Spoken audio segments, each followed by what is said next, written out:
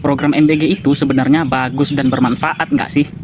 Dalam menilai kebijakan pemerintah, kita tidak bisa hanya melihat dari satu sudut pandang. Kita harus melihat dari beberapa sudut pandang dan efek yang dihasilkan. Karena dalam membuat kebijakan, pemerintah tidak hanya berfokus pada satu hasil. Ibarat kata, sekali dayung, 2-3 pulau terlampaui. Nama programnya memang makan bergizi gratis, tapi pemerintah tidak hanya fokus pada makanannya, melainkan ada aspek lain seperti pembukaan tenaga kerja yang masif, serta perputaran ekonomi di pasar. Di sini saya mengajak kita semua untuk berpikir, ada dampak positif, ada dampak negatif yang dihasilkan. Sampai sejauh ini, program MBG sudah membuka puluhan ribu lowongan kerja. Karena dalam satu SPPG dapat menerima sampai 50 orang tenaga kerja, mulai dari kepala SPPG sampai tukang cuci ompreng. Namun ada hal lain yang harus diperhatikan, terutama perekrutan pegawai SPPG menjadi P3K.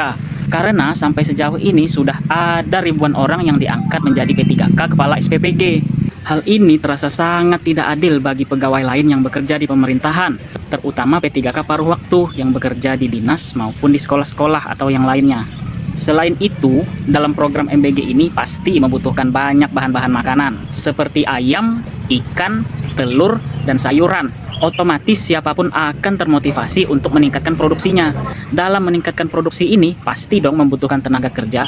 Selain itu, para pedagang-pedagang di pasar merasa terbantu karena barang dagangan mereka diborong oleh dapur-dapur SPPG ini.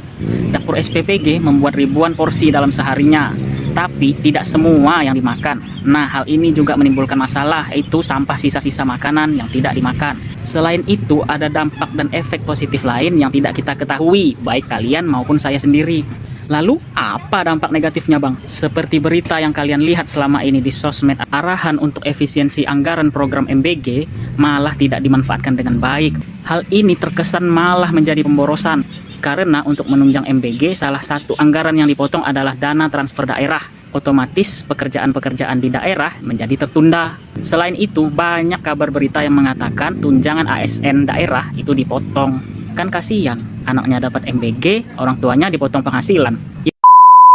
Yang lebih bikin emosi masyarakat Indonesia adalah pemborosan anggaran di tengah efisiensi, berupa pembelian motor listrik, pembelian kaos kaki, pembelian alat dan bahan semir sepatu, serta penggunaan event organizer dalam setiap kegiatan yang dilaksanakan oleh BGN.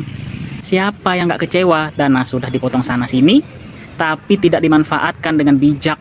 Jadi menurut kalian, MBG itu bermanfaat nggak sih?